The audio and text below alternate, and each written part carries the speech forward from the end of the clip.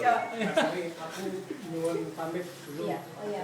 Iya. Sama teman-teman. Iya. Tapi janjian lagi sama Mimi, habis ini masih ada janji lagi kan? Iya. Kita ketemu lagi di luar ya. Nanti teman-teman masih banyak yang datang. Iya. Maaf ya, Mbak. Makasih Mas ya. Pak Ipan. Oh iya, ada Badan. Nanti kita janjian lagi ya. Duluan ya Pak Ipan, Pak Devi. Ya, Pak Devi, terima kasih. Mas ya Allah, dari Udah tadi. tahu. Duluan Mbak Pak Lisa, Ipan. bilangin nama Mas Opa ya. Bilangin Bilangin nama Mas Mas Opa Opa ya. Kenapa? Aku di sini. Kaiman gitu ya. Di sini. Mas Dagi. Oke, Mbak. Ya, Mbak Devi. Nanti janjian lagi ya.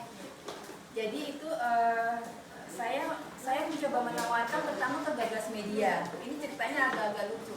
Ke Gagas Media saya ditolak karena ceritanya menurut dia tidak masuk akal. Padahal ini sebenarnya berdasarkan cerita asli saya. Karena Itu tahun berapa, Mbak? Bulan apa? 2010. 2010. Mei. Pertama kali ya. Iya, dibilang nggak masuk akal. Terus saya pindah ke Bentang Pustaka, ditolak juga. Ini Bentang Pustaka sebelum yang ini, makanya jadinya lucu. Ya terus akhirnya saya diterima oleh penerbit baru, mungkin tapi saya agak kecewa. Jadi ini pelajaran juga buat teman-teman, jangan asal bukunya terbit, tapi sebelum, karena itu kan buku pertama adalah apa ya? Apa sih terobosan kita, jadi harus sebisa mungkin pelajari kontrak apa namanya sih, kontrak penerbitannya seperti apa, Royalti dan sampai, sebagainya ya. iya kalau bisa laporan penjualannya juga harus transparan, terus pemberian royaltinya juga harus jelas. Biasanya kalau yang bagus 6 bulan sekali dan dilaporkan ke kita, mereka juga untuk laporan pajak segala macam. Jadi pilihlah yang penerbit yang sudah punya nama dan bagus. Kalaupun nggak punya nama, misalnya kita juga belum punya nama, kita nggak beli sendiri, itu juga jauh lebih bagus. Asal kita benar-benar bisa usaha untuk marketingnya. Jadi kalau yang ini saya agak kurang puas karena tidak ditunjang oleh marketing dan promosi. Cuma alhamdulillah sih habis juga. Cuma tetap aja saya kurang merasa puas. Berapa eksemplar, Mbak? 5.000 5.000. Itu per bulan apa itu artinya? habisnya. Diterbitkannya jadinya Mei Mei 2010. 2010. Jadi selang setahun ya setelah ditolak sama. Iya. Dan tapi lucunya setelah ditolak, beberapa bulan, sebulan lalu sebelum saya pergi ke Eropa, saya didatangi sama editornya bukunya Gagas Media. Terus saya diminta untuk nulis satu cerita. Jadi di bukunya itu ada satu versi STPC setiap kota punya cerita. STPC setiap tempat punya cerita. Jadi salah satu bukunya judulnya itu Barcelona Te Amo. Nah, itu saya diminta sama mereka untuk nulis. Saya sempat cerita, sempat curhat. Lucu ya, dulu pertama kali saya nulis saya ditolak sama Gagas Media dengan alasan cerita saya enggak. Terus sekarang saya diminta nulis gitu. Ya udah lama, itu masa lalu deh. Ya itulah. Jadi ya kalau untuk masalah nulis jangan terlalu sakit hati karena setiap editor itu sama subjektif, setiap penerbit juga sama subjektif. Ya kan pasti Mas Ivan pasti sudah sempat tahu ya. Jadi kalau kita ditolak belum tentu kesan kita nggak bagus. Mungkin saja editornya nggak menganggap bagus, cuma editor yang lain menganggap bagus. Itu kan tiap orang beda-beda. Dan tiap penerbit punya gaya bahasa beda-beda. Mungkin gaya bahasa kita nggak masuk sama si penerbit atau editor. Jadi jangan langsung ngerasa rendah hati, rendah diri atau nggak minder, atau langsung turun atau kapok. Abis ini gue nggak mau nulis udah dibilang jelek segala macam. Kalau bisa kritikannya editor itu jadi masukan. Jadi waktu saya dibilang cerita saya nggak masuk akal, mungkin karena saya tidak memasukkan cerita yang bisa diterima orang yang nggak mengalami cerita saya. Akhirnya saya rombak total dari yang cuma kalau pas di Word cuma 100 halaman, jadi 150 halaman.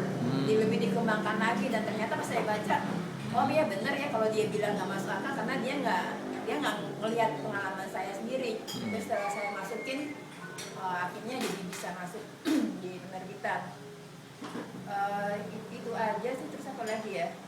Itu waktu mau diterbitkan sama itu? Ketika mau diterbitkan itu diedit lagi sama editor bahasanya ini penerbit. Biasanya Biasanya kalau udah selesai habis bisa dipindahkan ke penerbit lain kan? Kalau- Bisa. Yang ini makanya ini kan nggak ada kontrak. Saya udah minta kontraknya berapa kali nggak dikasih.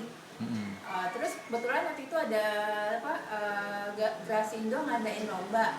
Terus saya mastiin lagi kan ini kontraknya udah nggak ada apa-apa lagi kan. Akhirnya saya kirimkan naskahnya, ternyata masuk favorit yang pertama untuk Grasindo. Jadi Diterbitkan lagi, diterbitkan Grasindo. Iya. Jadi kalau teman-teman punya bahan Grasindo ini dia anak perusahaannya Gramedia, jadi beda dengan BPU, Gramedia Pustaka Utama. Mereka ini sedang berusaha, tadinya kan dia nerbitin buku pelajaran, dan sekarang berusaha untuk cari-cari calon penulis yang bagus yang akan digunakan sama mereka. Itu akan benar-benar disupport habis sama mereka. Dan mereka juga lagi memperbaiki marketingnya. Jadi ini tahun pertama diadakan PSA, Publisher Searching for Author. Saya baca di- Tahun ini. Iya. Oh. Dan yang saya Grasindo. kemarin sih bilang katanya mau diadakan 4 bulan sekali, itu kan lebih bagus. Jadi kalau sekarang udah punya naskah bisa disiapkan, mungkin bisa ikut. Selain diterbitkan, jadi ada 31 tulisan yang diterbitkan, yang 3 paling bagus itu akan dapat hadiah. Hadiah juga lumayan sih, nggak masalah juga. Dapat tab kan lumayan juga ya daripada beli. Nah itu sih. Grasindo ya. Ya, jadi mereka memang, jadi mungkin dunia penulisan lebih lagi berkembang di Indonesia ya sama saat ini, karena banyak penerbit berusaha untuk mencari penulis yang akan dikembangkan. Terus kalau Gagas Media saya melihatnya ceritanya acak-acak aja gitu, cuma dia bagus di promosinya. Tuh. Maka sampai mungkin pernah dengar Wina Effendi ya, dia kan nulis novel biasanya tentang romantis gitu. Yang di itu kalau saya baca sih editor saya baca biasa aja, cuma bisa sampai cetak ulang berapa kali, setiap kali cetak ulang, dan sekarang difilmkan. Dan bagusnya Gagas Media itu marketingnya dia berusaha untuk nawarin ke pembuat film. Jadi bukannya kita penulis yang susah-susah, dia yang nawarin, ngasih naskah ke pembuat film. Kalau mana? Yang present itu saya lupa namanya apa, dia berusaha untuk menawarkan naskah kita ke produser film. Jadi ada yang namanya nulis itu kalau diseriusin sebenarnya bisa jadikan ladang mata pencaharian. Kalau ya cuma nulis sekedar nulis, paling cuma dapat royalti yang nggak seberapa gitu. Tapi juga untuk teman-teman yang punya bisnis usaha kan mungkin semacam apa ya, ini adalah orang bisa membaca cara berpikir kita dari buku. Contohnya aja kalau misalnya kita nanya Pak Karsio siapa, pasti orang akan bisa menunjuk satu nama kan, karena beliau sudah menerbitkan buku pertama kali, dan jadi citranya sebagai Pak Karsio itu sangat didukung dengan bukunya itu. Jadi ya walaupun dari segi royalti mungkin tidak seberapa, tapi kalau kita marketingnya bagus, zaman sekarang sih kayaknya bukan masalah mutu tulisan aja, tapi dari segi marketingnya kita, terutama dengan adanya sosial media kayak Twitter. Ya contohnya kan filmnya Raditya Dika dibandingin yang 9 Agustus ya, bagusan mana sih sebenarnya? Tapi cara marketingnya dia aku sangat hebat sampai bisa masuk di ini kan, masuk di apa sih TT itu trending topic. Trending topic. TTTW ya. Semua orang pengen penasaran kan. Kalau saya bandingin sama trend auto, kurang gencar ya. kalau secara mutu ya menurut saya pribadi bagusan itu. Dari segi novelnya juga bagusan itu. Cuma ya promosinya Brontosaurus. Promosinya kurang banget sama itu, dan jadinya saya juga penasaran nih kayak apa sih gitu ya.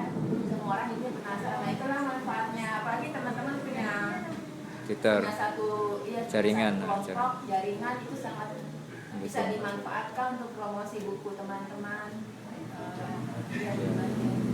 Pemasaran gitu Ya. 30 menit. Udah. Bisa tanya jawab aja. Oke.